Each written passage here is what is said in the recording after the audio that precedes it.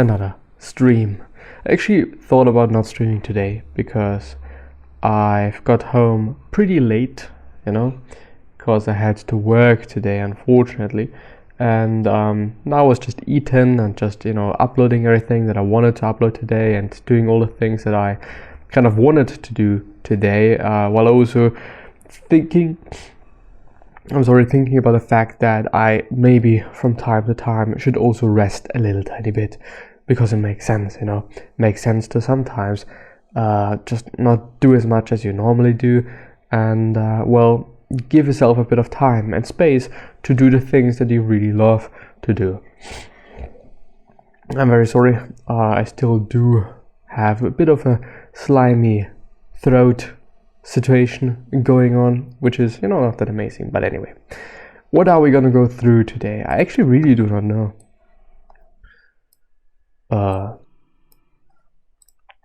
I really do not know what I'm gonna go through today. Yesterday we went through the CMC Make It article, it wasn't really as I thought it would be, or it wasn't really about what I thought it will be about, which was a bit, I don't know, like, I don't want to say it bothered me or something, but it was a bit disappointing. But still, in the end, I think that I've been able to talk about certain things in this episode that was, that was quite useful and also worthwhile talking about, at least in my point of view.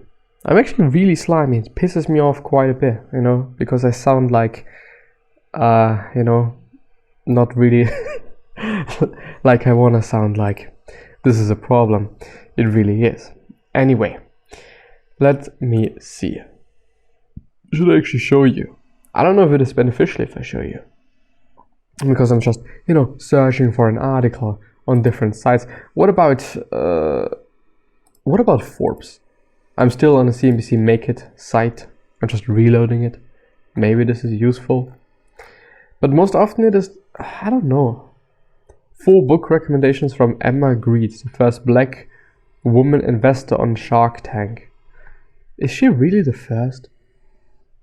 I mean, I gotta be honest, I don't know how long Shark Tank has been existing up to this point, but we're having the 23rd of October 2021, and this is the first time you want to say that there is, well, I don't know, I would have to look it up, but just seeing this headline now, I don't know, it makes me feel bad about humanity to some degree. I'm sorry, but now it should be fine. Yeah, I don't understand it. Often we're talking about, just, racism, first of all, in and of itself. We're talking about that, fortunately, and we're making people aware of that, but also other topics that were,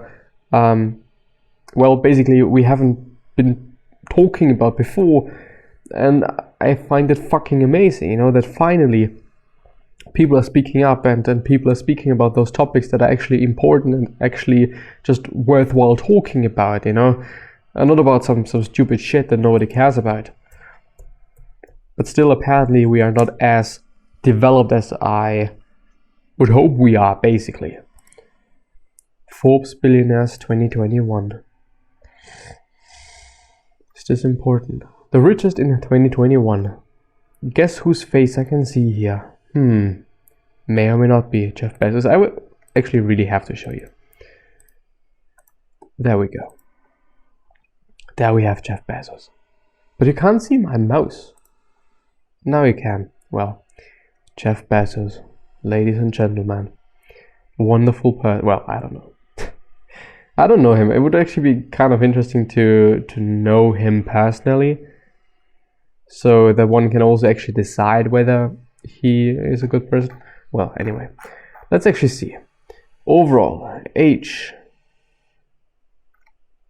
What if I take age? So the question now is,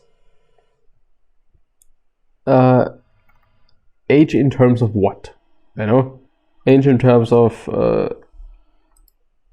highest age, lowest age, I really cannot say.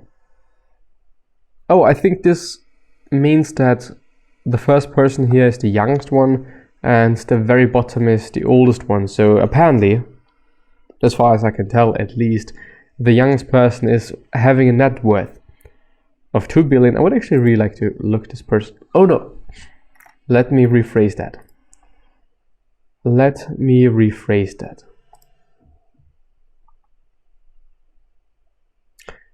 Kevin David Lehmann apparently owns 50% of Germany's leading drugstore chain. Oh, DM.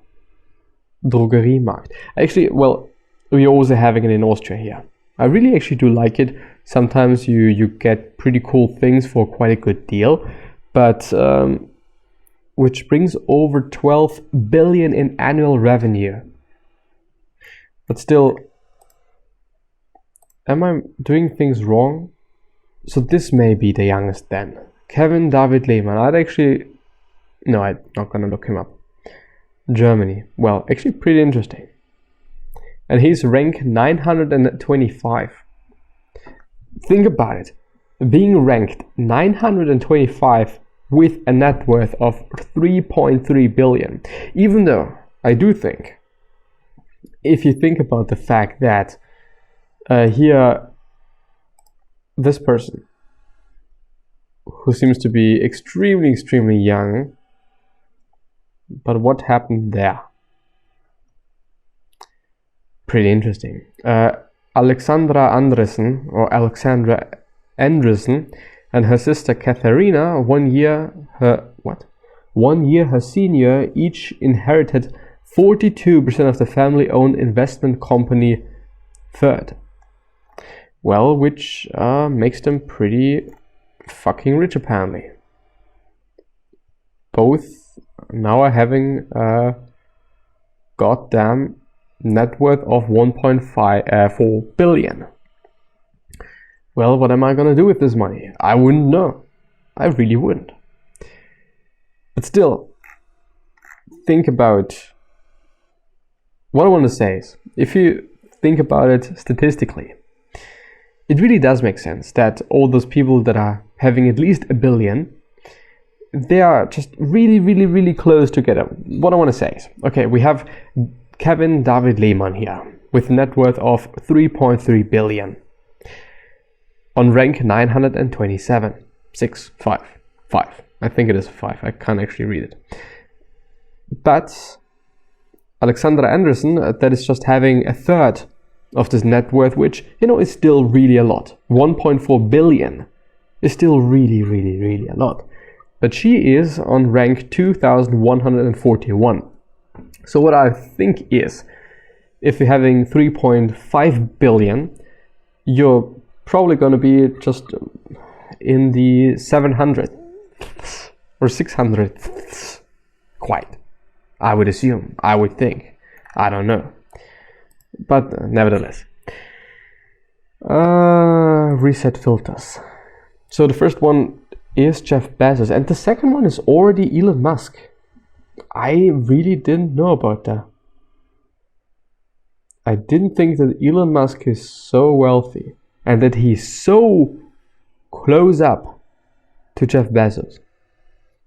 I really didn't know about that. Fuck. He's having a net worth of 161 billion. So this is what I meant. In 2020, apparently he had a net worth of 24.6 billion, and all of a sudden, in a fucking year, it is up to 151 billion. What did he do? Like, just, you know, really. But which is also interesting. Bernard Arnault and family from France, apparently, who is the third wealthiest person there. Okay, now it reset it. In 2020, he had a net worth of 76 billion. But in 2021, all of a sudden, 150 billion. What are those people doing? What about Jeff Bezos? You know, he went from 113 billion to 177. You know, this is not that of a big jump compared to Elon Musk, who increased his net worth by tenfold. Could this be the case? Oh. Please don't die. Please don't die. Please don't die. I've just gotten one of the most beautiful messages on fucking Windows, even though I'm using a Mac, but this is another topic for another day. Your battery is running low. You have to be quick, you know, because who knows how long this is gonna last? Who knows how efficient this charging fucking shit is? I don't know. So I gotta be fast. You know, as fast as I can be. What about the 10th person? India. And there we have Warren Buffett and Mark Zuckerberg.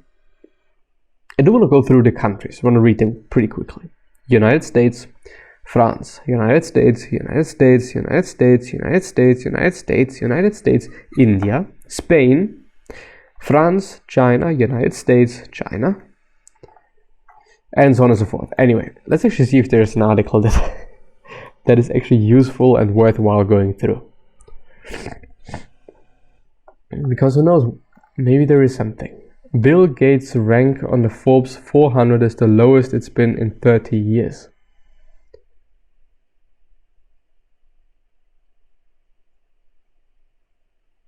The Microsoft co-founder's long streak as the country's first to second richest has ended in part due to stock transfers tied to his divorce.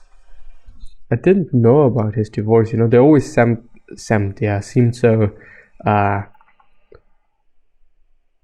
happy, I guess.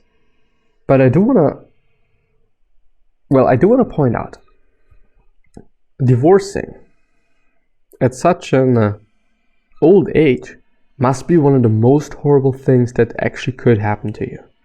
Without me kind of exaggerating it, without me just overdoing it and whatnot, but if you think about it, you have found a person that you love and this person also loves you. I don't know how long their marriage was, but I assume that it was actually for quite some time. And you divorce. They also do have 2 kids, but I think this is not that of a big problem. But still, you know, finding love again at this age is probably not really gonna happen. So I do kind of hope that maybe the divorce was about, I don't know, something different. You know, not necessarily them not loving each other anymore, but about something different. I don't really know what it could be, you know. Chances are also really, really low that it is something different than that, but I don't know, like it would make me actually quite unhappy to know that this person probably is also just really unhappy. Because as I don't know, as normal and as well, maybe not necessarily normal, but as well, let's just pick normal because I'm not able to find another word. As normal as it is to have a partner can really give you a lot of energy, you know, by just being there, being existent. You know, just having somebody that you can always talk to, having somebody that you can share everything with. This is amazing. Fortunately, I also had the honor to experience that actually quite early on. And I've also had actually pretty long relationship, and which I'm also really grateful for. Still really am. Because it can show you really a lot of things also about you, but just giving you the perspective and giving you the experience of having somebody, you know, which I think is actually pretty great to have quite early on, which can also give you information about what is important for you and what you're seeing or searching for in a partner, which is quite difficult, I'd say. But yeah, I really am looking forward to the next relationship that I'm gonna have, or the next ones, or whatever. I don't really know. You know what is bothering me a little tiny bit? That this thing is actually way too big. For whatever reason, but my camera is way too big. Because I've made it bigger yesterday. Now it looks way better.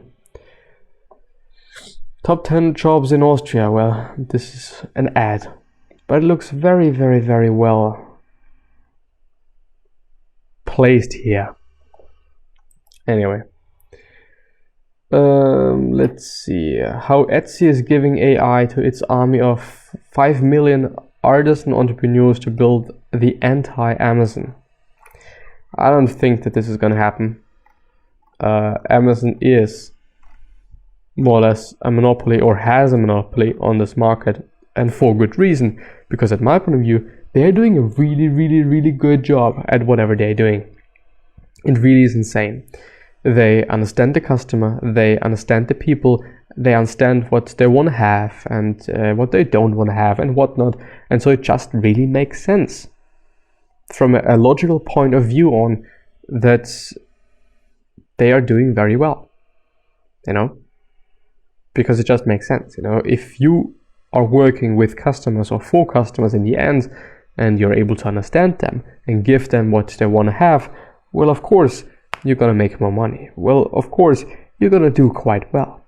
Anyway, how clever deals made Houston Rockets owner Tillman blah blah blah billions richer during the pandemic. Well, Sotheby's makes first crypto investment baking NFT startup using Ethereum blockchain. I'm sorry, not baking. Not baking a fucking cake here, but backing things up. Innovation. Braze begins the IPO. Well, I don't care. You know what? I've gotten a really, really, really good idea here. No, not this one. But let's just type in Reddit. The other website before, by the way, was Unsplash. Really great one, but why am I not signed in?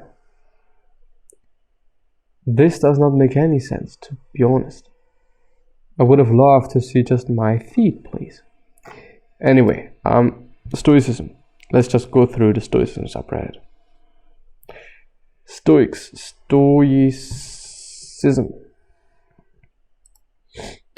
With a follower count, is it followers? I actually don't really know, of 420,000.